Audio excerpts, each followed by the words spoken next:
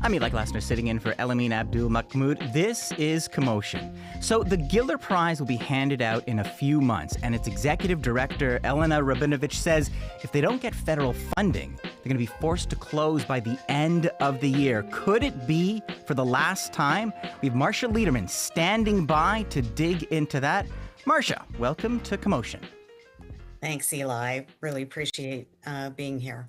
Pleasure to have you. Now, before we jump in, we have to mention the heavy metal world lost an absolute icon, Ozzy Osbourne, the frontman of Black Sabbath, and so much more, dying at the age of 76. We are going to be digging into his remarkable legacy tomorrow on the show, so stay tuned for that. But now, back to Marcia and the actual future of the Gillers. It's something to say that. So, Marcia, there is a long backstory here. But to get us started briefly, why is Rabinovich asking for public money for the most prestigious literary prize in Canada?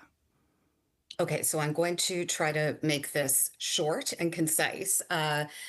But I have to go back a couple of years. So at the Giller ceremony in 2023, which was supposed to be a celebration of the 30th Giller, some protesters interrupted the ceremony, including the live broadcast on CBC, I believe, holding up signs saying Scotiabank funds genocide. Now, Scotiabank was the sponsor, the name sponsor of the Giller at the time, and had been for years. It was the Scotiabank Gillers. That's what it was for the longest time. It rolled off the tongue for any of us anywhere close to Camlet. So the issue that the protesters had, and this was something that I think became known to the general public because of this, was that a subsidiary of Scotiabank was investing in an Israeli arms manufacturer called Elbit Systems. And this is, just to place it in time, a few weeks after the October 7th attacks that led to Israel's assault on Gaza, which at the time had already killed thousands, according to Gazan officials, and unfortunately is still continuing with many, many more thousands of deaths. So after this event, it was quite a shock that this happened. Then after the event, a long list of authors, like more than 2,000, I believe, called for charges against the protesters who had interrupted the ceremony to be dropped. And this was an organization that called itself Camlet Responds. And among the signatories was the person who won the prize that year, Sarah Bernstein. So now I'm skipping ahead. Sorry that this is condensed. In 2024, another open letter was circulating. This was signed by authors who would be eligible for submitting their books to the Giller Prize that year, who said they would not. And they called for the Giller to cut ties, not just with Scotiabank, but also with Indigo, with another funder, the Azrieli Foundation, and with Audible, which, as it turns out, was no longer a sponsor, Audible, because it's owned by Amazon. And this was also signed by a few past nominees, and including winner David Bergen. Now, how do we get to the point where the Scotiabank Giller is no longer the Scotiabank Gillers? Right. So Scotiabank's name was being heavily dragged through the mud. And last year, even though it was still sponsoring the prize, the Giller dropped Scotiabank from its name. It was no longer called the Scotiabank Giller Prize. And then early this year, the sponsorship ended altogether. Elena Rabinovich, who's the executive director, told the Globe and Mail that it had ended. The sponsorship had ended earlier than scheduled. So now they're out that sponsorship money. Apparently they can't find another corporate sponsor. So they've gone to the government to ask for $5 million over 3 years. So this is a big shift, going to Ottawa instead of a private sponsor. I want to read you a bit of the online reaction. This is from creative writing professor and poet Paul Vermeesh. This is what he says, quote, "Oh, hell no. Rich people can do what they want with their own money, but that entitlement ends when it's public money. Canada already has a federally funded literary prize. Any money the Giller organization is asking for can go directly to the Governor General's literary awards. Thank you very much," end quote. So, Marcia, aside from Paul's passion, what other reactions have you heard from inside the author community? Yeah, I think that is pretty typical of the reaction that I've seen. And the reaction I've seen is coming from comments on the Globe and Mail stories, including the column I wrote, social media posts, people I'm talking to. Um, the feeling is no, hell no, to government funding this. But also, I mean, there's other reaction, like what a shame that this prize might be ending over what many people see as a very tenuous connection, if that, to Hmm. what's going on in Gaza. I've also seen a lot of authors. This is what happens when you bite the hand that feeds you. And also, you know, if the federal government is going to give money to a literary prize, please give that money to the authors themselves who, you know, could use the money. Before we And, get you to the know, before we get to the impact, though, let yeah. is that viable? Do you see a way forward that Ottawa would actually directly fund this prize? Personally, I do not. The federal government is currently asking for spending cuts pretty much across the board. So, how are they, even if $5 million is a drop in the bucket, the optics are not great when you're asking for cuts everywhere. And that will probably include, I presume, the Canada Council for the Arts, which grants artists and cultural organizations and funds the Governor General's literary Hmm. awards, as you mentioned. So, you know, I don't see a scenario where the government hands money over to this organization, especially when so many arts organizations are struggling. The Vancouver Art Gallery just cut 30% of its staff and programming. The Regina Folk Festival is closed. The Kingston Writers Festival is struggling. Like, you know, I don't know how the federal government gives money to this glitzy prize in light of all that. So, in this climate of cutbacks, that brings us back to the idea of corporate sponsorship. But considering the magnet for controversy this prize has been the past couple of years, what incentive is there for a new corporation to stand in and replace Scotiabank? Well, I mean, why do corporations fund things like literary prizes? For goodwill, right? So that their name is associated with something nice. And Scotiabank has been experiencing the polar opposite of that over the last couple of years. So, who would want to step in and put their name on this prize that, in the eyes of some, is now tainted? And particularly, who has that kind of money? A financial institution. Do any of these big banks want um, the the people who, you know, protested Scotiabank's involvement in the Giller, going through their records You're and seeing inviting a what lot of they're scrutiny. investing in? Yeah. So, and also times are tough right now. Sponsoring a literary prize is not going to be a high priority in this economy of belt tightening, I would suggest. It's going to be a tough sell. Let's jump to the real question here. Why did or does the Giller Prize matter in the big picture? We're talking about the future of this. So talk to me about the difference it has made and its impact. Oh, the Giller Prize is, I would argue, the most prestigious literary prize in this country. And it's not just about perception. There have been um, they there have been studies that have shown concrete increases in book sales as a result of a Giller nomination and especially a win. It's marketing gold. And it's not just the prize. There's a book tour, there's a book club. There's a scholarship for young BIPOC writers, and all of this is important. And it's a celebration, or it was, of Canadian literature, which is a very good thing. So it would be a real loss to the ecosystem, I believe. And like going back to the pressure campaign, I mean, this idea of because of Scotiabank's investments in the Israeli arms manufacturer, I mean, that was very successful. This is now just the Gillers, not the Scotiabank Gillers. But from your perspective, was it worth it if it means the end of this prize? Well, I think, you know, the easy answer is even if it's a shame that we lose this prize, it's nothing compared to what's going on in Gaza, which of course is true. But was bringing down this prize the right move? Like, is it going to change anything in Gaza? Even if Scotiabank subsidiary has decreased its investment in Elbit Systems, does that really make a difference? Um, I think probably not, but I also understand authors with strong convictions do what they can with their voice in a For certain. horrible situation. They wanted to voice their opposition to this war. Fair enough. This is how they chose to do it. But I do think if we lose the Giller, it is a tremendous loss for Canadian culture. How do you feel about the future of this prize with everything you've said?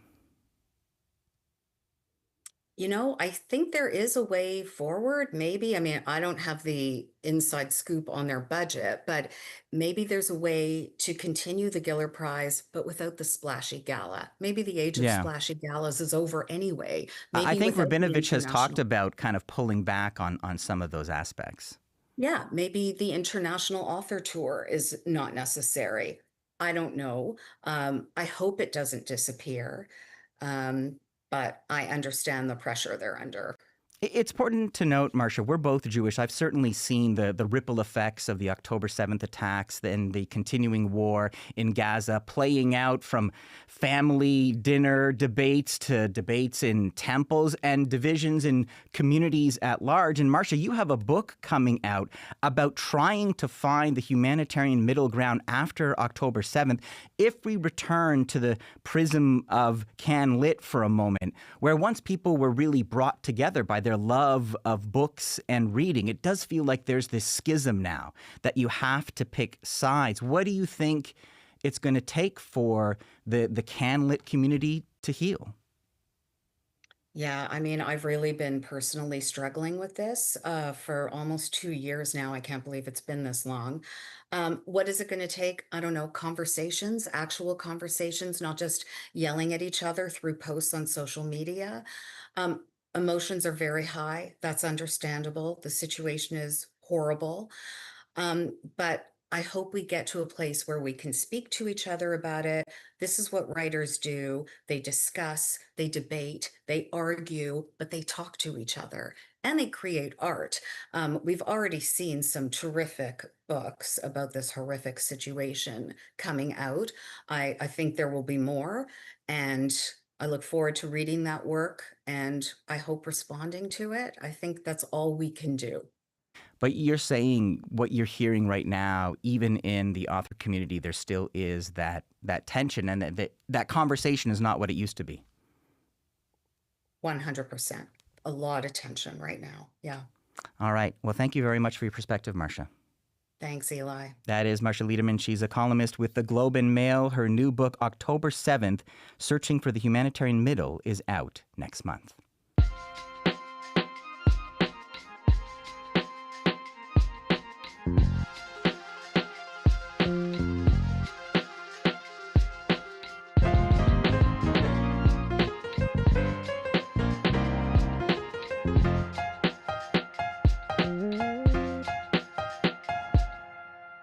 I'm Eli Glasner, sitting in for Elamin Abdelmahmoud. This is Commotion. All right, so CBS shocked a lot of fans last week when it announced it was canceling The Late Show with Stephen Colbert. The show entirely is going to end next May. Now, as we talked previously on Commotion, the network say they're canceling the show because of money. But a lot are wondering if the real reason was because Colbert has been openly criticizing CBS's parent company, Paramount. Paramount recently paid $16 million to settle a lawsuit with Donald Trump over edits to a 60 Minutes interview with Kamala Harris. But The Late Show, it's not going down quietly. There has been an outpouring of support from fans, from comedians, late-night hosts, banding together with some pointed messages for the powers that be, and a lot of F-bombs, a lot of F-bombs. Devin Gordon is here to tell us what he thinks and where this goes. Devin, welcome back to Commotion. Hey, thanks for having me. So you've been following Colbert and late night in general for a long time. When this news broke of this 3 decades old show being canceled, ending, sunsetting in May, what did you think the public reaction would be? Tremendous shock. In fact, I, sort of experienced it in real time. I was shocked because I saw the alert come up on my phone. Right, I had my phone in my hand. I was texting with friends, so I was able to text them and say, "Oh, Colbert just got canceled," and they were shocked. So it was a pretty good dry run. for what the public reaction would be. But I also think I would say it's one of those cases where you're shocked but not surprised, right? You're shocked because it's sudden. You didn't expect it to happen right now. But as soon as you put it in the context of everything that's been happening and everything that we know is in the news, you're like, oh, okay, I see where this is probably coming from. And then the story got deeper and broader from there. But there was a sense, you had a sense something like this would happen. Yeah, absolutely. I mean, Colbert had teased, mocked, whatever mean word you want to use, his parent company for accepting a big fat bribe, quote, a big fat bribe from President Trump. And then, less than a week later, he's canceled. Right. You'd be a fool not to connect those dots at least somewhat. Paramount is still trying to get its deal with Skydance finalized. It needs the government's help to do that. You'd have to be an idiot not to think that the Paramount folks who you should just assume only care about money in any scenario. And that is both going to cut against them with cut against Stephen Colbert, but also cut for him. The reason why it cuts for him is because he's still on the air. He's going to be on the air until May. So Paramount is clearly hoping that he'll get a farewell tour, a swan song, and everybody will watch the Stephen Colbert show far more than they have been in the previous year or two because now they know he's going. And what do you know? The first episode after he told the world that he had been canceled was his highest rated episode in years. Exactly. Like it's an interesting either intended or unintended effect in that like we're canceling your show, but oh boy, that's going to be a wonderful run as everyone tunes in to see how he reacts. And we're going to play a bit of that. So exploring the fallout, we're going to begin with a reaction from the host, Colbert himself. On Friday, Donald Trump posted, "I absolutely love that Colbert got fired. His talent was even less than his ratings." How dare you, sir? Would an untalented man be able to compose the following satirical witticism? Go yourself. Is this a new side of Colbert, Devin? It's a newish side. It's an extreme side of the CBS Colbert. That would have been, that kind of edginess was par for the course. I mean, is even a light love tap for Colbert Report back in its original form on Comedy Central. But when he went to the Late Show, he had to. But when he went to the Late Show, trying to be a host for all people. Yeah, the CBS is a broadcast network. It's a broader show. Now, look, he makes plenty of fun of Donald Trump. That is not new. But looking into the camera and dropping an F-bomb directed straight at him, that's an escalation. That's certainly an escalation for Colbert. But I think it's also, a good sign of what we can expect for the next, 10 months. The gloves are off. And for certain, and in line with that, we're going to play a little bit from Colbert's old friend, Mr. Jon Stewart. Here's a bit of his reaction. But if you're afraid and you protect your bottom line, I've got but one thing to say. Just one little phrase. You tell them. Go f*** yourself.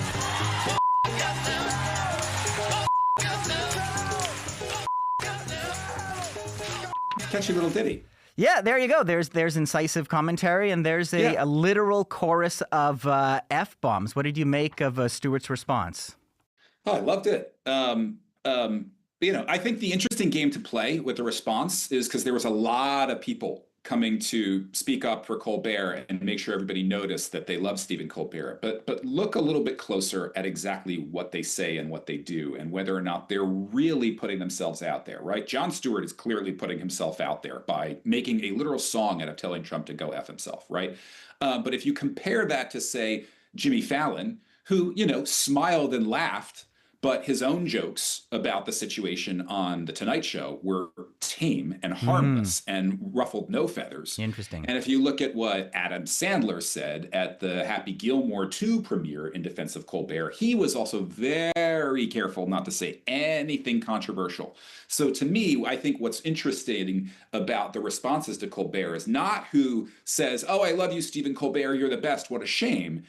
go a little deeper. Look who actually says something and takes a real shot, because those are the people who you could trust and follow. The others are just covering their butts and, moving on to the next job. So speaking of Kimmel and Fallon, I want to read you a little bit of a truth or a tweet from President Trump that he recently made. It opens with, quote, "The word is," and it's a strong word, "that Jimmy Kimmel is next to go." And then this statement or post goes on to imply that Jimmy Fallon is next too, and ends with, "It's really good to see them go, and I hope I played a major part in it." That is a quote from the President of the United States. Devin, what do you make of that? I mean, that part's scary. I mean, that last part where he's, effectively hoping that he, as the President of the United States, can sweep the board clean of, successful, very popular late night hosts. I mean, Kimmel is going to be in the Colbert group where he's clearly going to fire back hard. That's what he does. It was hilarious to me that Trump mentioned Fallon. Fallon's harmless.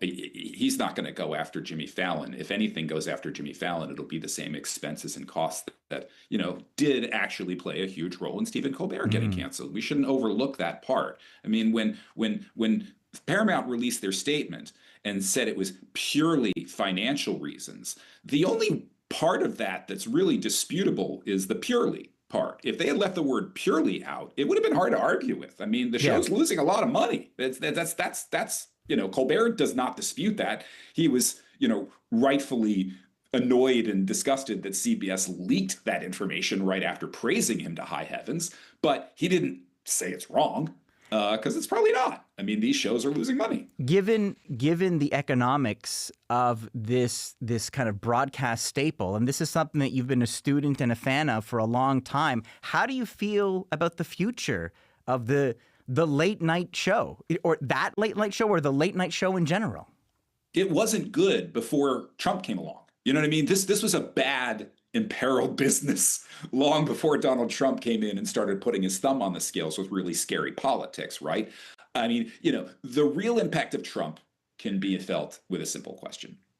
If Stephen Colbert's show was making $40 to $50 million a year, rather than losing $40 to $50 million a year, we're not having this conversation right now, right? There's no chance Viacom or CBS or Paramount or whoever is canceling the Colbert Report or the Colbert Show if it's making $40 million. Even with an $8 billion deal hanging in the ether between Skydance and Paramount? So it's all about money. It's all about money, fundamentally. And that much money they wouldn't roll over for, because they need that money. One of the reasons why this is happening is because of money, fundamentally.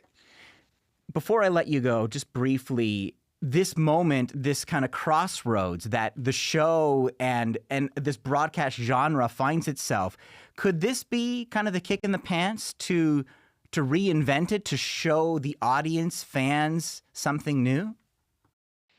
I think from a comedic perspective, it could be. I'm not sure from a structural perspective that it's going to be the thing that reignites late night, because it still has this structural problem of being on at a moment when most people aren't watching television and relying on a financial model of advertising that relies on people watching it when it's aired. And look, if what you're describing actually happened, if this kind of comic renaissance happened because of this moment, where would you consume it? Where would I consume it? We'd watch it on Instagram the next day. We'd watch it on TikTok, right? We'd see it in a tweet on X. Yeah. And that's the fundamental problem, right? It's not the comedy, it's the delivery mechanism and when we're all consuming it. And that part is a change in just the cultural economy writ large that would have been a pressing issue for a company like CBS, even if Trump wasn't in office. It's not like things were rosy in 2020. In 2024, when Biden was leaving office, this was still a business that was hemorrhaging money. Right. It's just gotten accelerated by the political component. Devin, I'm going to have to leave you there, but thank you so much for your perspective. We'll have to see what happens with these shows. Yeah. look forward to what Colbert does next. It'll be interesting. It will indeed. Devin Gordon is a writer based in Brooklyn, Massachusetts, and the author of So Many Ways to Lose, the amazing true story of the New York Mets' best, worst team in sports. That is it for the show. Before we go, we are re-airing Tom Power's interview with Ozzy Osbourne at Q. Tune in for that. Tomorrow, we'll be diving into the many sides of Ozzy. This is Commotion. I'm Eli Glasner. See you tomorrow.